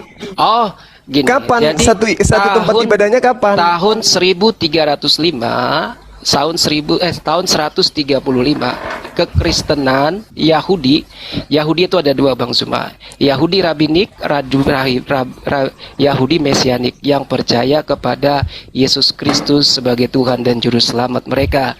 Nah, pada tahun 135 inilah terpisah. Kenapa sih bisa terpisah?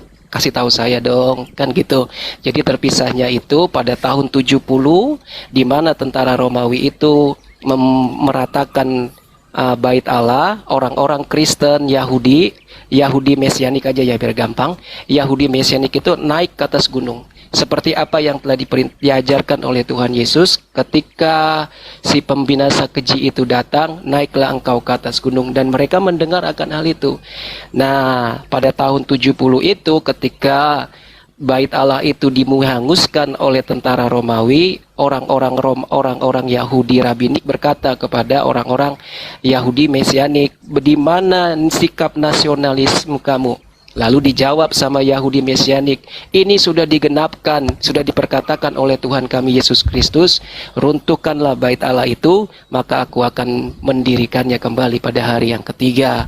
Seperti itu. Disitulah masih ada persatuan antara Yahudi Rabinik, Yahudi Mesianik di tahun 70. Lalu pada tahun 92 ada sinode orang-orang khusus, orang-orang Yahudi. Mereka menstigma, mengutuk orang-orang Kristen dengan doa-doa mereka, dan tahun 135 lah terjadi pemisahan besar-besaran. Yahudi Mesianik mengikuti ajaran-ajaran Kristus Yesus, percaya kepada Mesias yang telah datang, mati, menderita, dan bangkit untuk menyelamatkan umat manusia, seperti Yesaya pasal yang ke-35. Orang-orang Yahudi Rabinik tidak akan membacakan Yesaya pasal 35 karena mereka tidak mempercayai ada Mesias yang akan datang, Raja Penyelamat itu mati dan menderita. Nggak ada. Seperti itu, Bang Zuma, silakan. Iya, oke. Jadi saya lihat loncatan berpikir Anda bagus lah ya. Tapi untuk awam itu Anda luar biasa. Tapi bagi saya, maaf sekali lagi, maaf. Saya tidak bisa Anda melakukan apa? Anda tidak bisa melakukan suatu pencabulan informasi terhadap Bang Zuma. Maaf. Yahudi Mesianik itu, dengarkan dulu, sabar. Yahudi Mesianik itu adalah gerakan sinkritisme, Bung. Ajaran keagamaan yang muncul betul dari Yudaisme, tetapi itu nanti di abad 19. Di tahun 1960-an baru itu ada. Gerakan ini adalah gerakan keagamaan yang memadukan teologi Kristen evangelis dengan unsur Yahudi. Tahu kita, apalagi Mesianik baru masuk tadi pagi di Indonesia ini. Dan itu bukan Yahudi murni, dia adalah orang-orang Kristen, pusatnya di Amerika. Anda bawa-bawa pada zaman itu ada Yahudi Mesianik. Waduh, parah Anda ini. Anda melakukan suatu pencabulan informasi dengan mengatasnamakan Yahudi Mesianik, Yahudi Rabinik, dan seterusnya. Ini ajaran dari mana? Anda dapat informasi dari mana? Orang-orang Yahudi itu hanya dengan orang Saduki dan orang Farisi, tidak ada Mesianik. La haula wala quwata illa billah. Bang, kita itu belajar harus terstruktur dengan iman kita, dengan keilmuan yang ada, bukan dengan mempraktekkan Filipi 1 nomor 18. Jangan. Karena di sini kami ini adalah apologet Islam, membela iman Yesus yang disesatkan oleh orang Roma, nyebrang ke Belanda, Belanda nyebrang ke Nusantara ini. Itu yang saudara harus pahami. Di awal tadi perkaranya jelas. Dari mana hukumnya? Hukum Taurat yang datang yang mengikat ketetapan-ketetapannya kepada Bani Yakub kok bisa diimani oleh orang Kristen? Anda mencoba untuk melakukan pencabulan informasi.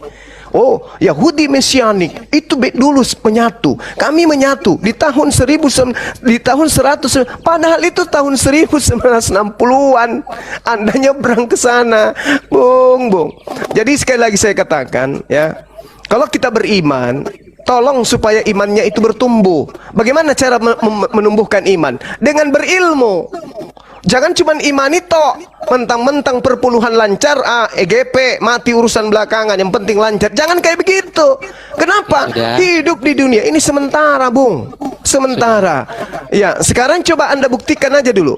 Di mana di dalam kitabnya orang Yahudi, hukum-hukum yang datang kepada Nabi Musa itu diperuntukkan kepada Romawi dan Yunani. Silakan. Oke, mungkin Bang Zuma tadi melewati sesuatu ya. Saya itu memisahkan antara orang Kristen yang percaya, orang Yahudi yang percaya kepada Yesus Kristus dengan orang Yahudi yang tidak mempercayai Yesus Kristus. Makanya saya menggunakan diksi Yahudi Mesianik. Kenapa kecil Oh, banget jangan, suaranya? nggak boleh begitu, Bang, nggak boleh. Anda Tapi bawa memang- Yahudi Mesianik, nggak ada Yahudi Mesianik, nggak ada.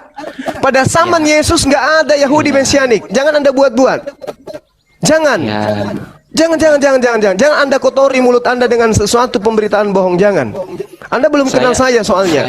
Jangan sekali saya katakan, jangan pernah Anda bercerita tentang Yahudi Mesianik di abad pertama, di abad kedua, di abad ketiga, di abad keempat. Nanti di abad 19 baru ada Yahudi Mesianik. Please. Silakan.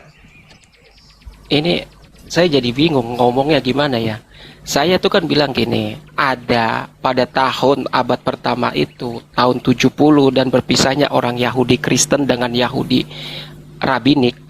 Makanya saya meminjam kata Mesianik. Kan Dari gitu. mana sabar Bang, sabar. Dari mana Anda mengatakan berpisah? Kapan mereka Kristen dan Yahudi ini satu? Kapan? Tahun 135 mereka pisah. Lah, Oke. satunya kapan? Kristen dengan Yahudi kapan satunya? Kapan? Loh, ini Bang Zuma kok jadi, jangan Bang Zuma gini, please. Ini aku mau open data dulu Gurunda nih supaya kerja nih. Jangan Anda mengatakan Kristen dan Yahudi itu pernah satu. Di mana satunya? Kapan? Bang Zuma suka Cek meninggal- Gurunda.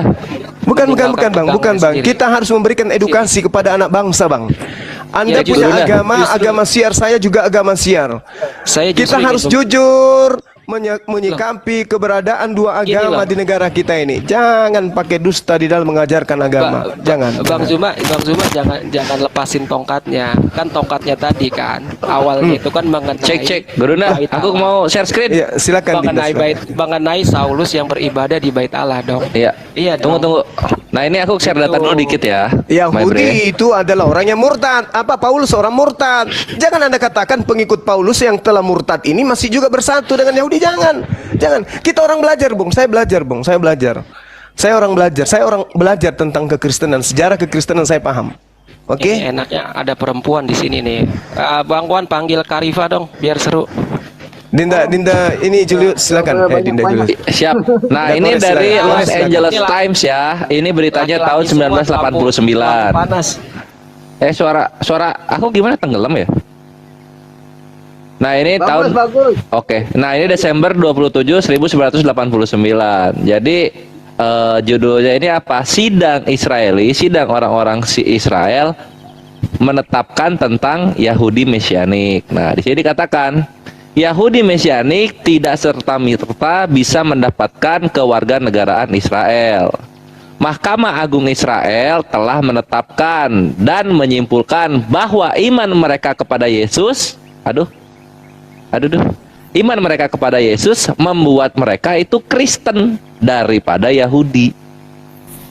Mengenai peraturan tersebut telah dipublikasikan oleh koran-koran orang Israel hari Selasa yang dihembuskan oleh Ultra Orthodox Religious Interpretation of the State 1950 Law of Return atau ALIA, hukum orang Yahudi bisa mendapatkan tanah di Israel gitu. Nah, ini Ultra Orthodox Religiusnya udah menetapkan gitu. Dan benar kata Yahuda lagi. Benar kata Gurunda, Mesianik Yahudi itu baru ada abad ke-20. Kalau lu pengen ke abad pertama, itu adanya Nozrim. Apa itu Nozrim? Nozrim adalah sebutan orang Yahudi kepada orang-orang Kristen yang mengikuti Yesus. Gitu. Jadi jangan dibolak-balik fakta sejarah. Yahudi Mesianik itu baru, kalau Nasrani atau yang bahasa Yahudinya Nozrim itu udah ada dari dulu. Gitu my brethren. Oke? Thank you. Silahkan Gurunda. Dar, selamat datang di kebenaran. Lupa saya. Begini, saya izin dulu sejenak, di sebelah ada panggilan, ada yang mau bersyahadat. Insya Allah kalau cepat prosesinya saya kembali ke sini. Ya teman ya, Camore dan juga teman saya Armi, Anda luar biasa. Yang pasti ketika kita berdialog agama, kita harus mengedepankan kebenaran. Jangan pencabulan data-data untuk sekedar mengenakan kuping orang, jangan. Agama itu harus disebarkan dengan kebenaran, bukan dengan tipu-tipu. Saya pamit dulu ya, host, sebentar ya. Ya, Bang. Bang Hadi. Di mana? Di Bunda Blokir. Sabar ya, Bang. Oh, ada. Saya pamit dulu ya sebentar ya, Dinardi ya. Ya, assalamualaikum Siap, siap. warahmatullahi Siap, wabarakatuh. Bang. Ayo Bang Hadi. Ya.